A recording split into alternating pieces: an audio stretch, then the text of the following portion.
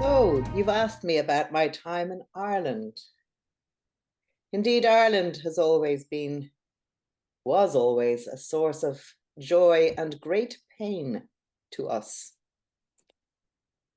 I must start in 1849 when we finally made it to Ireland. My beloved Albert, the purest and best of human beings, and I had many times planned to visit part of my dominion. However, my government forbade it. Finally, we got to go in 1849, and I have to say, far from being, I don't know, how would you say it, unwelcome, they were delighted to see us, my most beloved loyal subjects. They were thrilled. Everywhere we went, there was joy. They squawked and squealed, and beautiful people. My goodness. When we arrived in Cove, we took the mayor on board and we knighted him.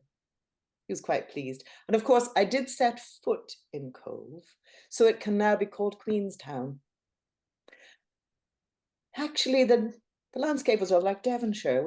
It was really sweet. And then to Dublin, we disembarked at Kingstown. More rapturous welcome everywhere. People delighted, my wonderful loyal subjects. Of course, the famine was over. Not a sign of it anywhere. And then on to Belfast. Yes, Albert and I found Ireland a charming, wonderful, welcoming place, and so very beautiful. We did decide we would come here again.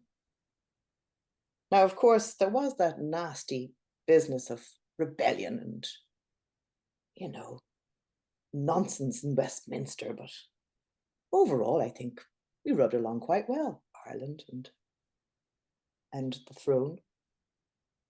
The next time we came to Ireland was in let me be corrected here. Yes, 1853, correct, 1853. It was a rather a short trip. That man who made all the railways, what was his name? You know the one. He made us come to his house. He put on a great exhibition. Of course, we had to come and open it.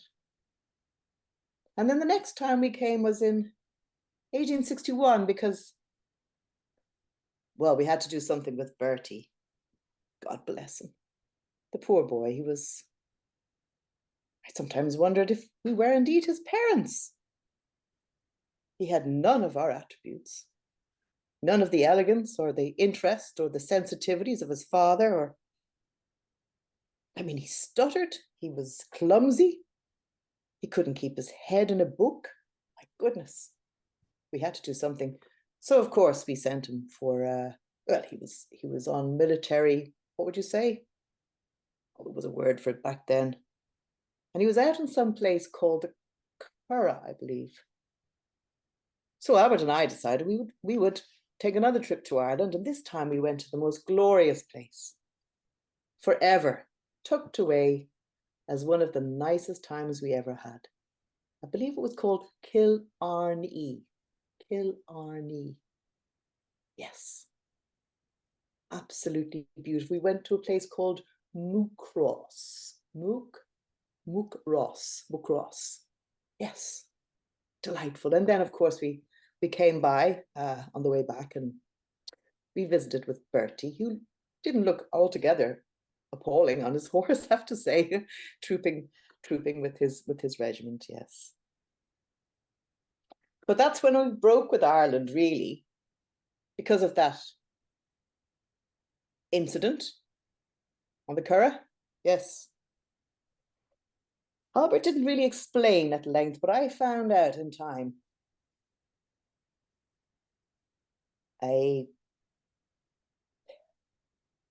How would you say it? I'm trying to use the right language for a queen, but basically a pauperish, papist, prostitute removed Bertie's innocence, right there in the camp of the Curragh. She and a gaggle of women were plying their trade under furze bushes. Of course, they tried to say that this Nellie C was an actress and pass her off as some kind of high society, but the facts of the matter were that she was depauperated and orphaned during the time of that hunger, what they called the famine, and found herself at the Curragh working. It undid, my darling Albert. He was beside himself. Here was the heir apparent, deflowered, or do you say that about men? By a papist prostitute.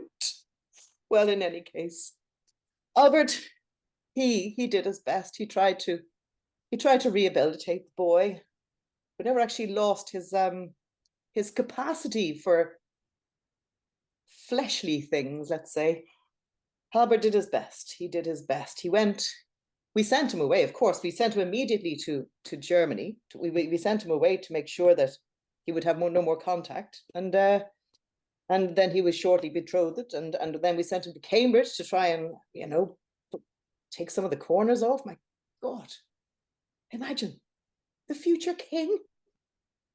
So Albert went to speak with the boy and set him straight, and he went out walking, and Albert caught a cold and came back to the palace, and he never recovered. So this never recovered. And he lay there in a fever, and all he could say was, Bertie, Bertie. And he died 2 weeks later. I've never been able to look at that boy with love ever since. The very presence of him disgusts me. So yes, Ireland, beautiful, beautiful Ireland, destroyed me. Destroyed me. Yes. And it was Ireland, of course, who rose up time and time again and just irritated us. Just no matter what we did, couldn't settle. Anyway,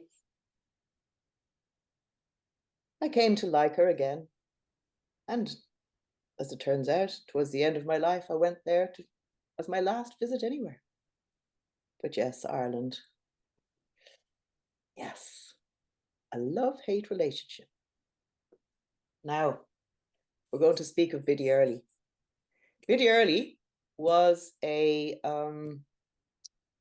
contrary to what Sandy said, she was born somewhere near, she was born not in Clare in any case, and then she moved to Clare. She was born in, actually she was born in Clare, in Faha. Her father was Connors, and her mom was Early. Now her mother was she was a healer, herbalist, very, very talented herbalist.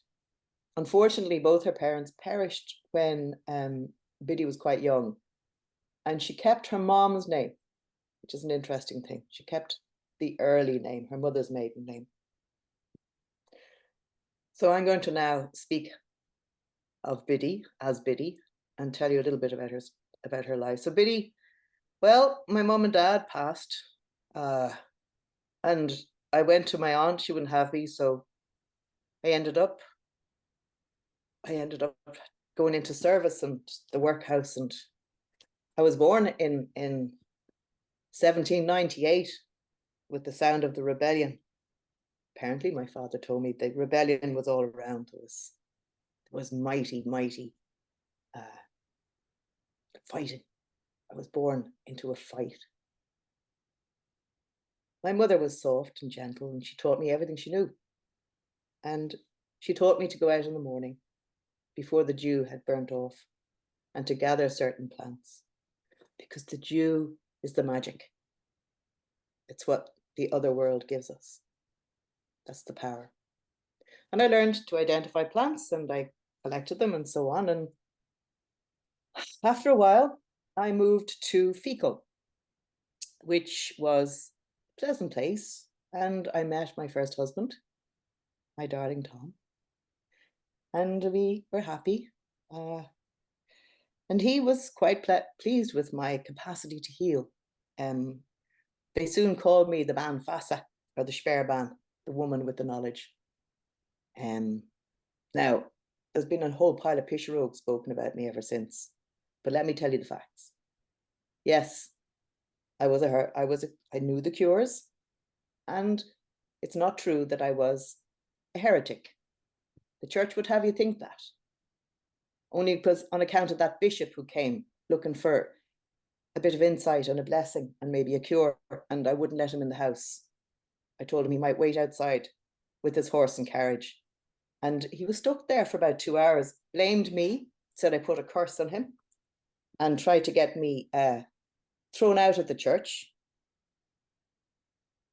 I did what I could. People came to me with all their problems, and often with animals, and all I ever did was to spend time with them, you know, listen to them, connect with them.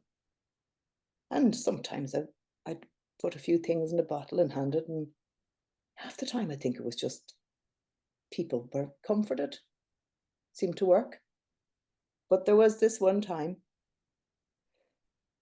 when my second husband died and I couldn't pay the rent and I had the child to keep, and didn't the sheriff come and say he was taking the house? And well, I wasn't going to let him have the house. So he arrived at his constables and I turned around and I said, "You may stop there and no further." God, weren't 7 of them stuck to the ground. Couldn't move, not a step forward, not a step back. So I went back in, put on the kettle, made a cup of tea, made sure wee Tom was all right, you know, foosted about a place and put in a few bottles of cures and what have you, and went back outside. They were still there 2 hours later. So I said, "You may be off now." And no, they took to their heels, and I never had a sheriff or a bailiff or any of them constables come near me again. A lot of what was said about me wasn't quite true. I was a good-hearted, kindly woman. I never cast a bad spell in my life. I was not a changeling. I did not speak with the fairies. And that blue bottle I had, it may or may not have helped me do a bit of foretelling.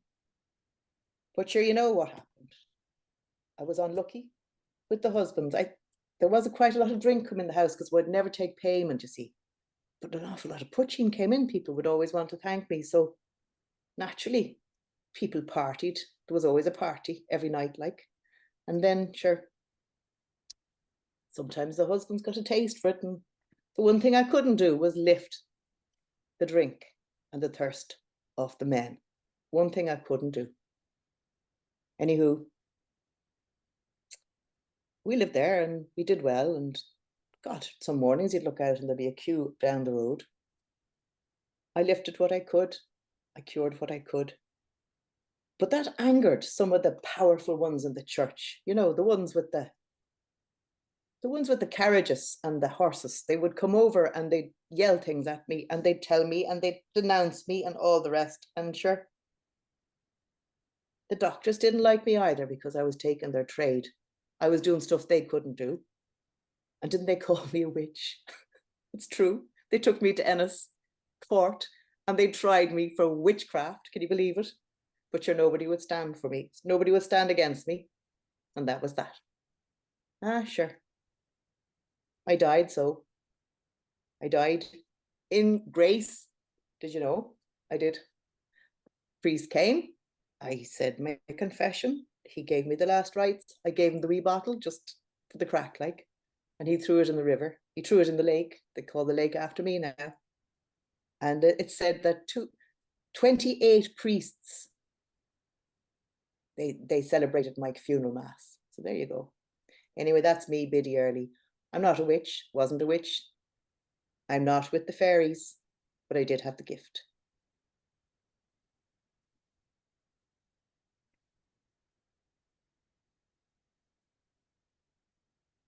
Well done, Fiona. My God, you did a great job bringing those two to life.